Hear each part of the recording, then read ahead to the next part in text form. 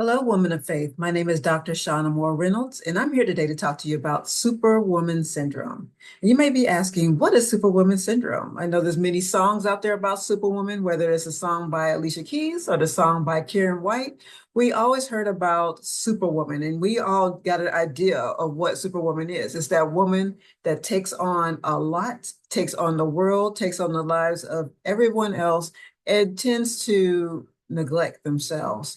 So we're going to talk about what Superwoman Syndrome is, but also how to move past it and on from it.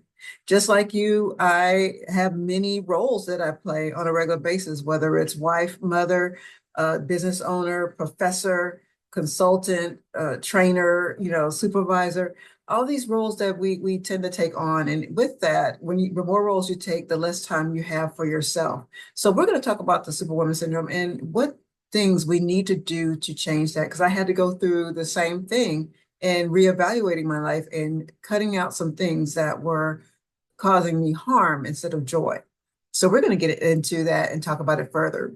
So I'm going to share my screen. Again, my name is Dr. Shauna Moore Reynolds, and I'm a licensed counselor in Maryland and Washington, D.C., specializing in anxiety, depression, crisis, and trauma. I'm a clinical supervisor, so I'm one of those sites where many of the interns that are in school come to my site to learn how to work with the community in those specialties. I enjoy being there to support those that want to go out and make a difference in the world. I'm a business owner. My private practice is SMR Counseling Services. I'm a professor at Johns Hopkins University, teaching clinical mental health counseling. I'm a mother, wife, sister, and friend, and also I'm a woman of faith. So at the conclusion of this workshop, you'll be able to identify if you struggle with Superwoman Syndrome in your personal and work environments. If you are a Superwoman, do you need to change internally within yourself or externally, things outside of yourself? And you're going to learn how to create change and lead to a life with more balance. So we're going to ask, what is Superwoman Syndrome? So I find three definitions of Superwoman Syndrome. Let's see which one sparks you.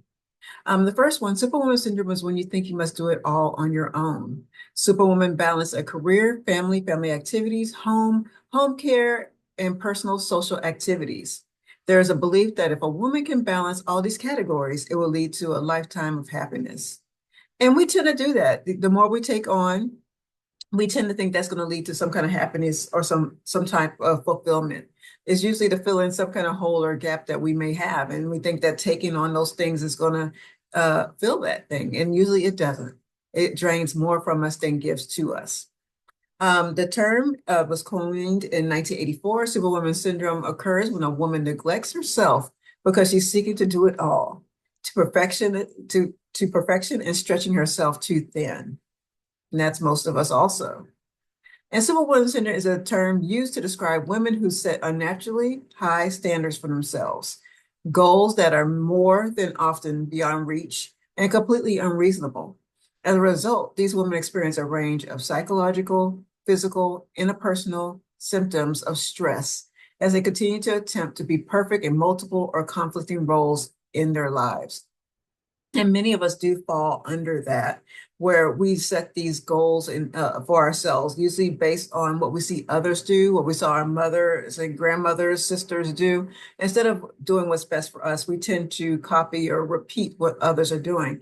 But one thing about it, when you tend to look at others' situations, and compare yourselves to them, we don't know their journey. We don't know what's going on in the background. We only see the perfectionist of the thing that they allow us to see. And a lot of times there's a lot of factors in the background that we do not observe, leading to where they are today. So we put unrealistic expectations on ourselves without even knowing the full scope of all that it takes to get to where that person is.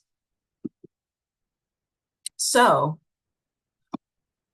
when we talk about today's Superwoman, and she's convinced that she can have it all and all at the same time. That could be marriage, parenting, career, home, functions, family, vacation, social life, study, hobbies, volunteering, business, church, and self-care that you can squeeze in there every now and then. If you really take note of everything that you do, your will may be bigger than this or have more tabs than this. If you really take note, we do more than sometimes we realize that we're doing. We tend to take on a lot, and sometimes we don't even recognize that we have a lot on our plate. So I challenge all of you to sit down and write down all the activities, all the appointments, everything that you have going on from your schedule, your spouse's schedule, your partner's schedule, your children's schedule. Put it all down on a piece of paper and really see how much you're actually doing in a day's time or week's time, a month's time. You're going to be very surprised with all the activities that you are doing. But we have to take note of everything that we're giving and taking at this time to know where we truly stand. Okay. So what do statistics show about women of color? 16% of women within the childbearing age range say they feel worn out on a daily basis. Think about it. You come home every day and you're just exhausted. I mean, from everything that you do during the day. And many women feel that way at the end of the day. And there's many that do not admit it or do not talk about it. So this number is actually very low. And I know it's a lot higher than that 16%. 75% of African American families say, and 59% of Hispanic families are headed by single mothers, which may contribute to the need for Black women to develop strong, independent, and self-efficacious attitudes. So, since we do have those single mothers out there, there is a tendency to want to take on everything or have to take on everything, because if you don't do it, who else is going to do it? So you have to work, you have to take care of the home, you have to make sure the children are okay, you have to make sure the food is done, the clothes are washed, because there's no option. But due to that, we tend to take on a lot more than some of our counterparts. And it's believed disproportionately high rates of adverse health conditions, including cardiovascular disease, obesity, lupus, adverse birth outcomes, migraines, hair loss, panic attacks, weight gain, and untreated, mistreated psychological conditions are like depression among African American women might be related to how women of color experience stress. So, right now there's a big thing about, your hair and tension of braids and your edges and things like that. We talk about those things, and a lot of times you say, okay, it's because you're wearing tight braids or you're wearing weaves or all these other things, but we tend to not think about sometimes we lose our hair because of stress. Sometimes we have migraines because of stress. Sometimes we gain weight, even though we're not eating more or unhealthy because of stress. So we tend to look at other things and other factors and not deal with the elephant in the room, which is usually sometimes we're overwhelmed because of stress. And we need to recognize that, stress can cause things to look differently than it is. For me, I thought, I'm getting older and I was having joint pains like arthritis. I thought it was arthritis. Went to the doctor thinking it was arthritis, and they didn't see arthritis in the x-rays that they took. And I had to come to the point where I realized it was because I was overwhelmingly stressed. I was in a toxic work environment and I was overwhelmingly stressed. And I had to really take note of that. As much as I loved the students that I was working with and my colleagues, the environment that I was in was causing harm to my body in many ways besides just the bone and joint issues. It was causing so many issues, medical issues, that I had to make a decision and address those things. So women of color in the work world, in many cases, despite having women leaders who are high achievers in their career context and who have rallied against the odds, they were not immune to persistent experiences and consequences of racial microaggressions, such as assumptions of intellectual inferiority, where they frequently experienced the questioning of their credibility and authority. So yes, many of us, highly educated, highly experienced, still go through times where we're questioned about our abilities or questioned and why we're in certain positions. Even now, where there's this big focus on diversity, equity, and inclusion, some of us may have gained positions due to those roles created. And now there's question on whether or not you're there because of your experience, training, and what you bring to the corporation or company or government agency, that you were appointed because of DEI and not because of your abilities. But also think about our Vice President, Kamala Harris, and how she was questioned about her experiences, even though she's highly educated, had many positions, even leadership positions. And she was questioned on whether she is able to do a certain job, even though others in those positions had even less experience than she has. So, you can have the longest resume in the world with all the experience in the world with certifications and letters behind your name, and someone will still question, are you able to do the job and why you're in the position that you're in? In such cases, they have to work harder to prove themselves as equals.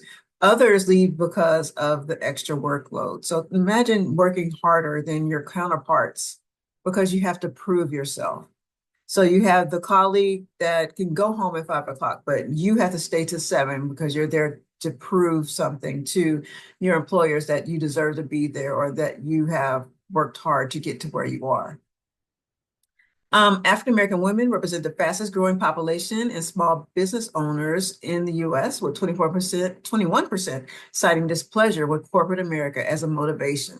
That's 2019.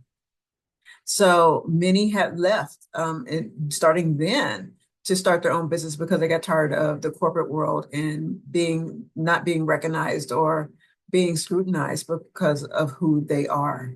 And 50% of multicultural women are considering leaving their companies within the next 2 years. So think about this.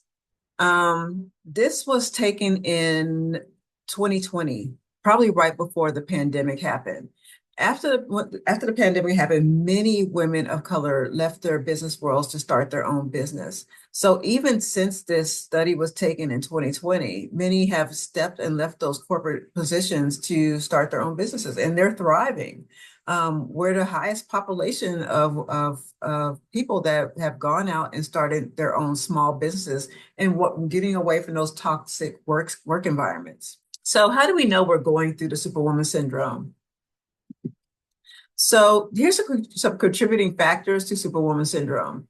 Many women have expressed obligation to manifest strength. You got to find that strength from somewhere, and so that power from somewhere to keep going. The obligation to suppress your emotions. You're not supposed to show fear, tired, anger, all those things you're supposed to suppress. You're not supposed to show those things.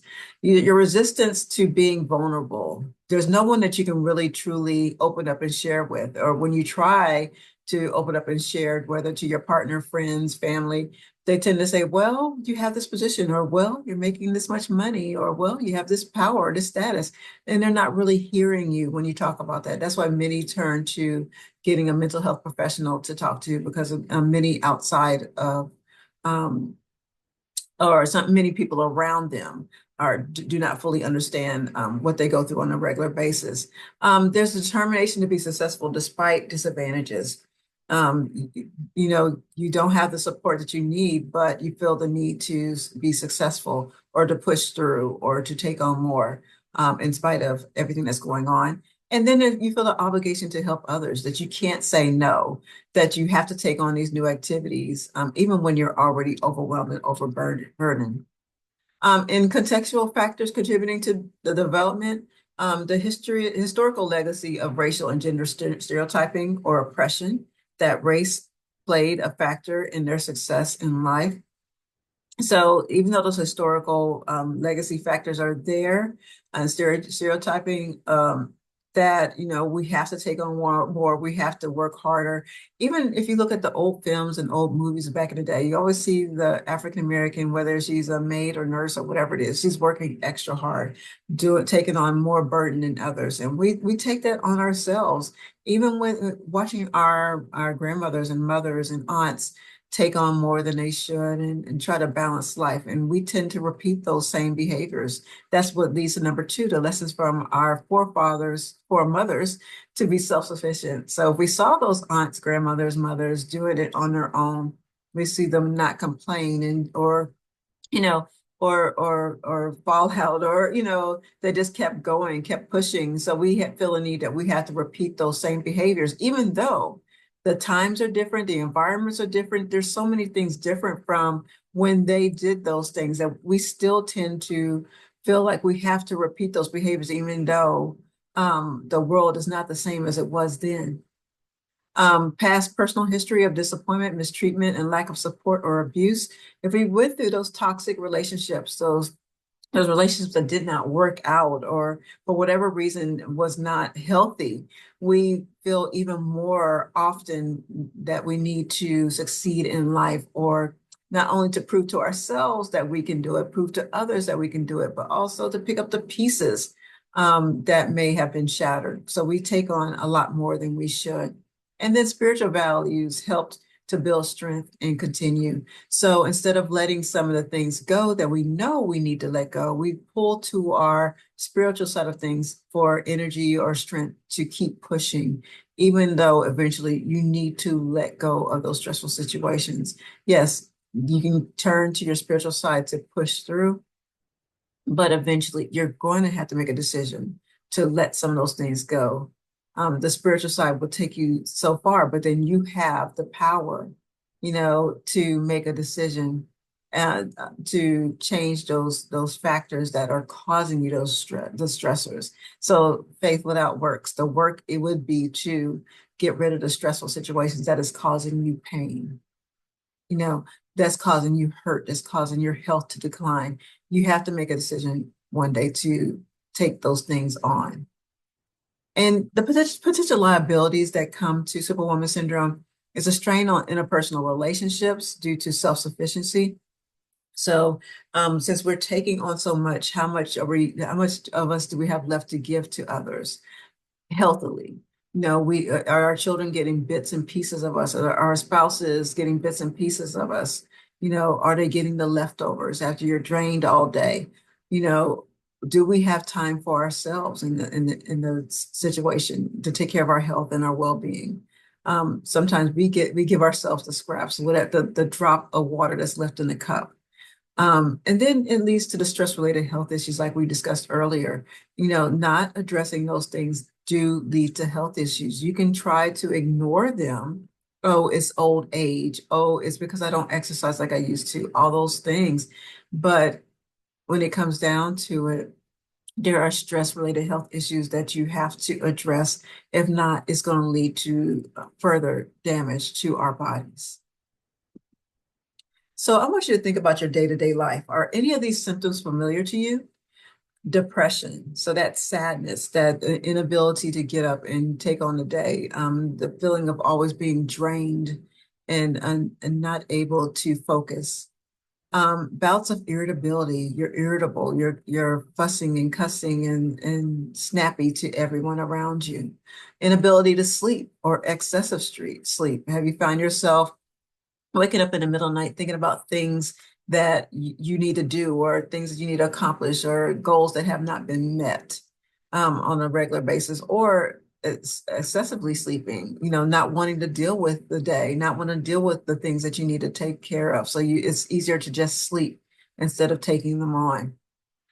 Memory issues. You're so overwhelmed, overworked that you tend to forget names, forget dates, forget times, all those appointments, things that, usually come to you very normally.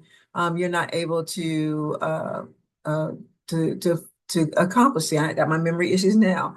You're not able to accomplish because you got so much on your plate.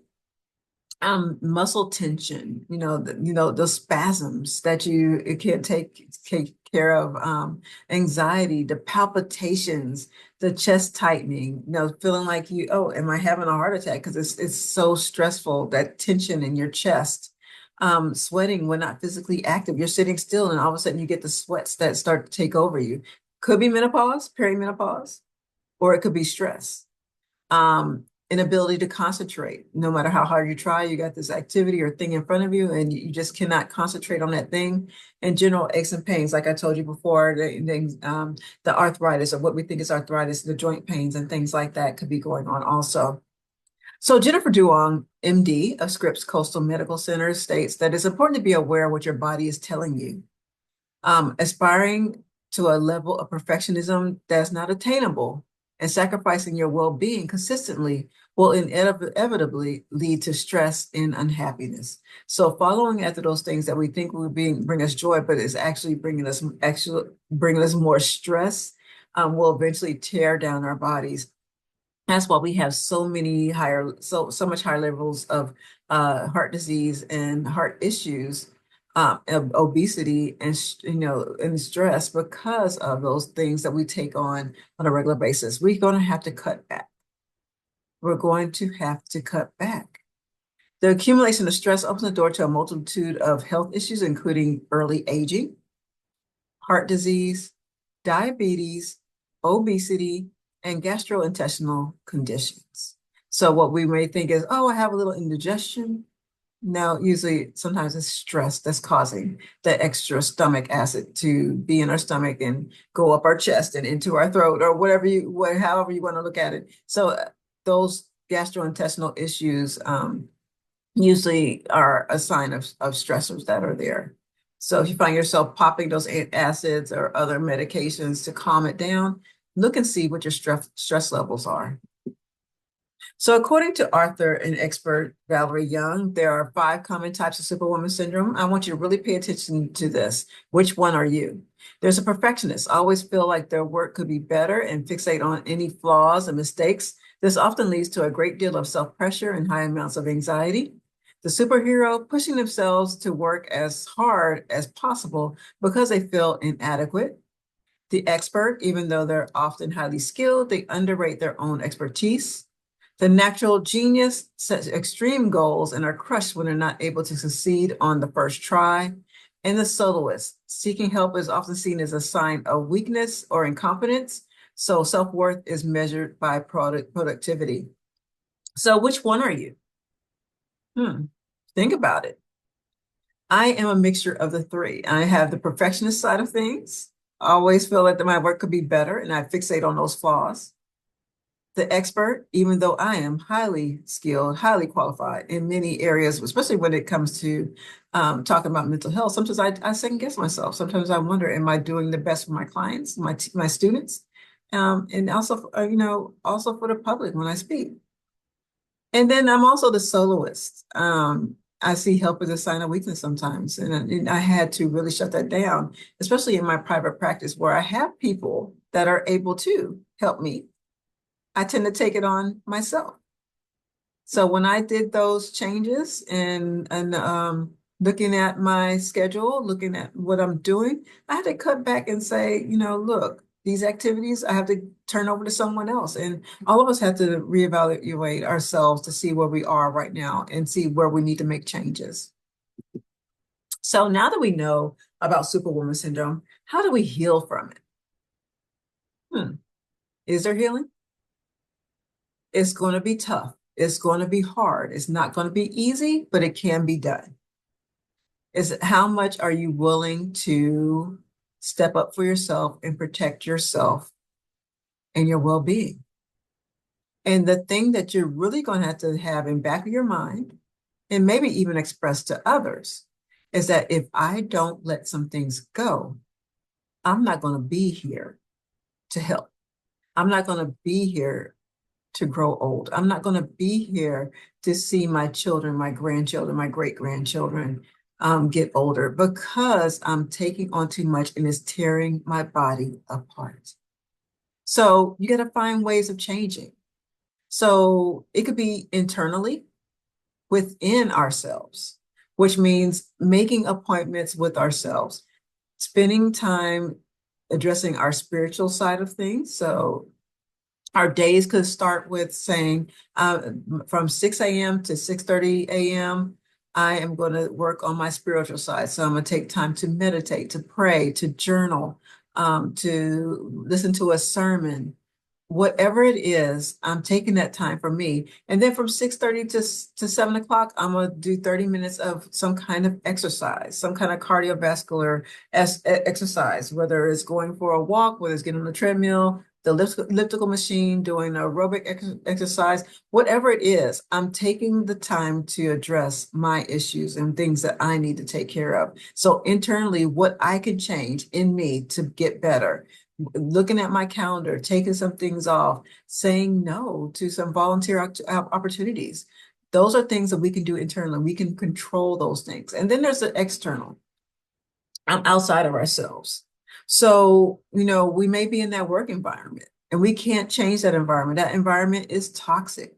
And we know that we're not thriving in that environment. It's causing us extra stress, extra hurt, extra, we're just drained at the end of the day. So if that environment at work doesn't change, that means that we have to take it upon ourselves to change that work environment. So whether it's speaking up for ourselves and getting the assistance that we need and hopefully changing that toxic environment, or taking an opportunity to say, okay, what do I need to do in order to leave this toxic environment? Do I need extra education? Do I need training? Do I need a certificate? Do I need to start my own business? What do I need to do to leave this toxic environment? And I know sometimes change is very hard, but when it comes to breaking this down and causing stress and other medical issues, we're going to have to make a decision on whether or not we're going to stay in those environments or change those environments. And this also pertains to our partners and our relationships, our marriages. If they're toxic, do we stay in that? Do we try to fix it or do we leave it? Something has to change for the better, or it's going to keep deteriorating your health. So, Superwoman, are you ready to take off your mask? So, if you are, I want you to ask for help. You cannot do everything by yourself. Use your tribe, use your community, use those around you. If you have people, co-workers, ask for assistance. If you have employees under you or you supervise, ask for help. That's what people are here for. We're here to help each other. This should not be a situation where you feel like you have to take on the world by yourself. And it's not a sign of weakness. It's not a sign of failure. It's actually very smart. Those that are the most successful has a team around them. Oprah, even though you just see Oprah, has a team, around her. So that's just an example, but there's many that are very successful that have a team. They're not doing it by themselves. You may see the figurehead. You may see the person on social media. You may see the person on the news, but they have a team around them. They're not doing it all by themselves. Take time out for you. Make an appointment with you. Like I said before, if you block off time that's designated for you, take advantage of that. So 6 to 6:30 is prayer and meditation. 6:30 to 7 is exercise. Or every Friday from 2 to 4, that's me time. I date me, where I go out and get me something to eat, or I go out and go see a movie, or I go for a walk on a nature trail, or I go get my mani pet, whatever that is for you. That should be your designated time just for you and out of your busy schedule. Learn to say no. No is not a bad word. It's actually a positive word, especially if you are a person with a busy schedule that's overwhelming, where you're overworking yourself. No is a positive thing. So take no out of the negative category. No is empowering. No is speaking up for yourself. No is taking back that time that you need to take care of your health and well-being. And set achievable goals. Make sure the goals are doable for you. I can say I want to be an astronaut, but do I want to do all the things necessary to become one? Probably not.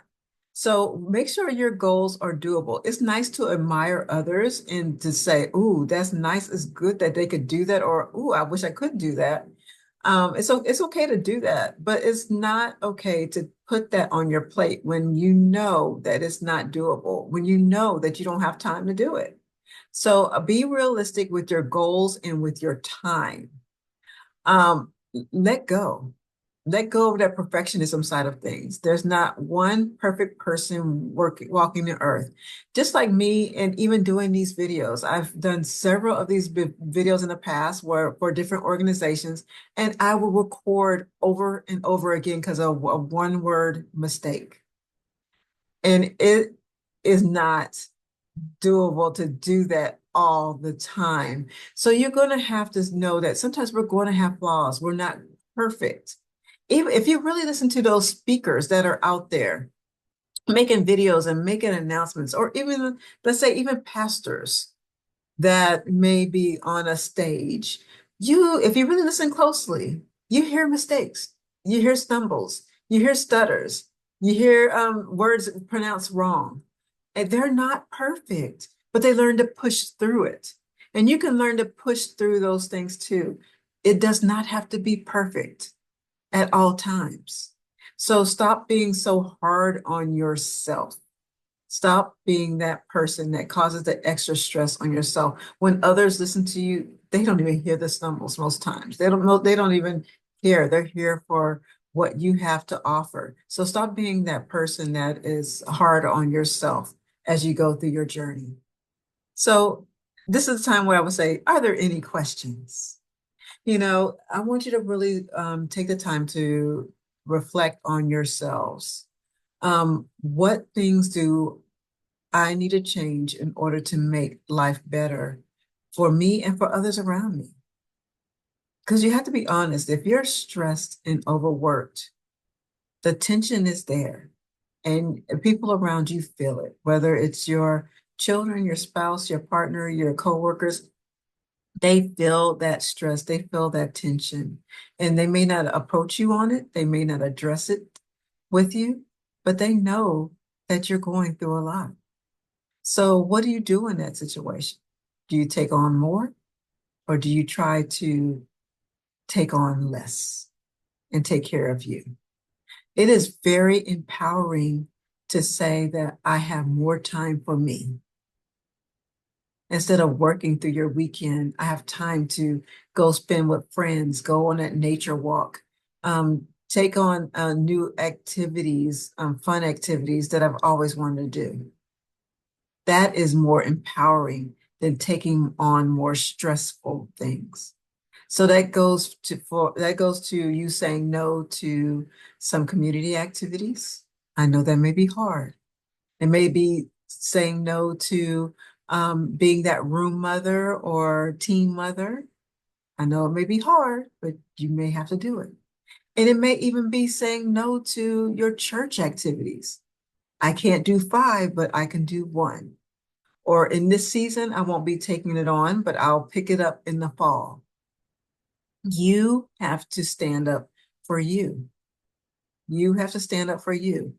And you have to do it in the name of your health and well-being.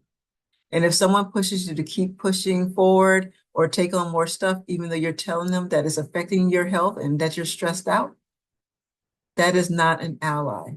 That is not a friend. That is not a family member. That is not someone that truly cares about you, because those that truly care about you and your well-being will want you to take care of your health and well-being. Okay? So Superwoman, let's get to work. Let's get to work. Let's reevaluate our lives and determine where we go from here. If you need my assistance, I'm here to help. I'm a mental health counselor. I'm a licensed counselor in Maryland and DC, but I'm also a coach. Then I can help you get back to that place that you would like to be. So if you need assistance with me helping you or finding assistance in your area, you can always reach out to me. I can be reached at info@drshaunaspeaks.com.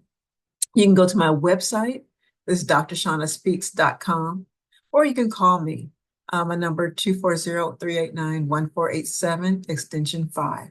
So I hope that all of you take heed to what I'm saying. As a person that was in a toxic work environment for a while, it was very hard for me to leave because I loved my coworkers, I loved my students, but I loved myself and I wanted to be around for my future grandbabies because I knew that this was taking a toll on my health and well-being. And I made that decision. And since I made a decision, I never went back or never regretted making that decision for my life. And I noticed immediately the change that it took on my health and well-being. Immediately, those changes were there. So I hope that all of you take note of your current activities and then decide.